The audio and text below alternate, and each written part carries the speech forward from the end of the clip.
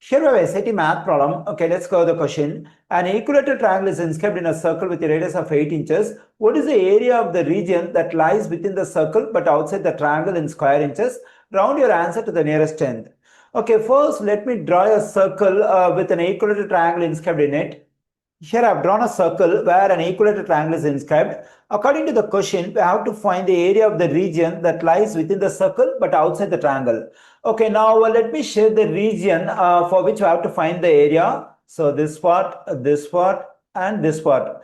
The region I have shaded in red color, I have to find the area. So to get the area of this region, what I have done is I have to find the area of the circle. From the area of the circle, I have to subtract the area of this triangle.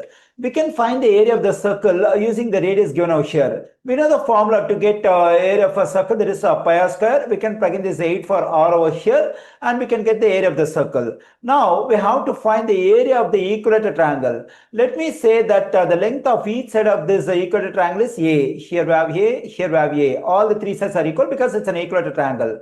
And we have the formula to get area of an equilateral triangle, that is square root of 3 over 4 times a square. Once we get the length of one of the sides of this equilateral triangle, then we can plug in that value for a over here and we can get the area of this equilateral triangle. Okay, now our aim is to get the length of one of the sides of this equilateral triangle. Okay, now what I'm going to do is I'm going to draw two radius to this circle. Okay, let me draw it here, one radius, and here one radius.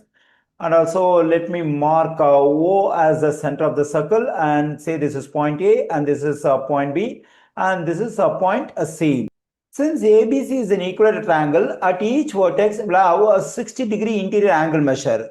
Okay, here an equilateral triangle ABC is inscribed in a circle and we have all the three vertices A, B and C on the circle. When we draw a radius to each vertex, the radius will bisect the interior angle.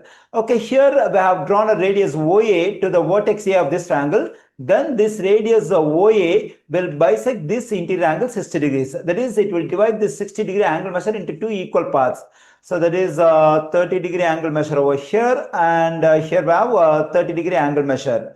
Now let's consider the triangle OAB over here. It is an isosceles triangle because the length of OA and the length of OB are equal because both of them are radius. That is, the length of OA is 8 and the length of OB is also 8. The radius of the circle is given in the question itself.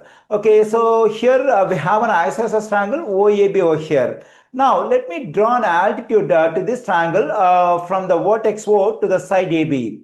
Okay, here I have drawn altitude. Since this line segment is an altitude, it will intersect the side AB at right angle. Okay, in this isosceles triangle, I have drawn an altitude between the two sides of equal length. In an isosceles triangle, if I draw an altitude between the sides of equal length, then altitude will bisect the third side of the triangle. That is, this altitude will divide this side AB into two equal parts.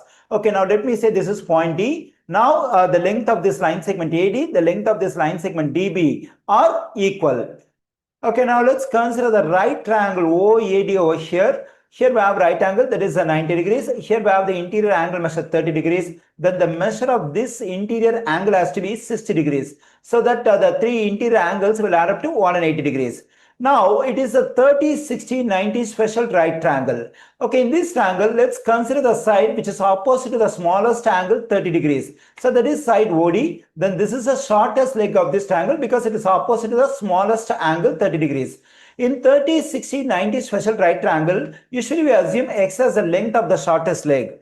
Now, to get the length of the next longer leg, the leg which is opposite to 60 degree, what we have to do is we have to multiply the length of the shortest leg by square root of 3. That is x times square root of 3. So this is the length of the side AD. Now let's consider the third side of this right triangle, that is OA. So it's an hypotenuse because it is opposite to the right angle. Now to get the length of the hypotenuse OA, we have to multiply the length of the shortest leg by 2. Then 2x represents the length of this hypotenuse OA. But already we have the length of this hypotenuse OA, that is the radius of the circle 8. So this 2x and 8, both of them represent the same stuff. When 2x equals to 8, we get x equals to 4. Okay, here I got the value of x. Now we can replace this x over here by 4. Then this x times square root of 3 will become 4 times square root of 3. Let me write it over here.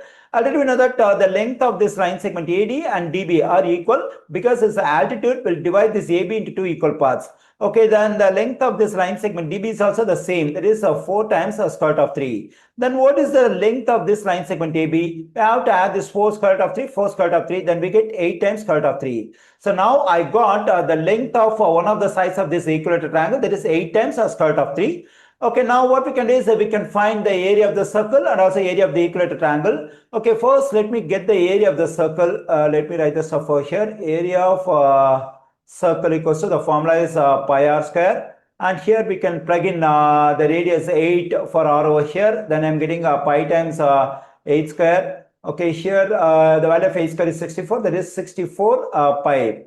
Okay, now let me get the area of the equilateral triangle. So that is equal to, the formula is square root of 3 over 4 times a square. Square root of 3 over 4 times, here a represents the length of one of the sides of the equilateral triangle. Here we got that 8 times square root of 3. We can plug in this 8 times square root of 3 for this a over here. Then I'm getting 8 times square root of 3 whole square root of 3 over 4 times, here two values are multiplied and there is a common exponent. Now what we can do is we can take this exponent 2 separately for each value and multiply the results. That is 8 square times square root of 3 the whole square, then this square and square root will cancel out. Then I'm getting a square root of 3 over 4 times the value of 8 square is 64, and here we have 3. 4 goes into 4 1 times and 4 goes into 64 16 times. Okay, when I multiply this 3 and 16, I'm getting 48. 48 times square root of 3. Let me write it over here.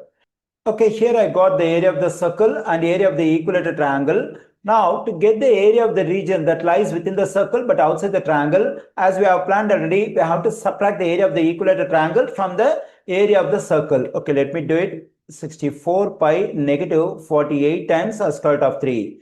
Now we can use the Desmos graphing calculator to evaluate the value of this expression. When I use the Desmos graphing calculator, I am getting 117.9234 and it keeps going.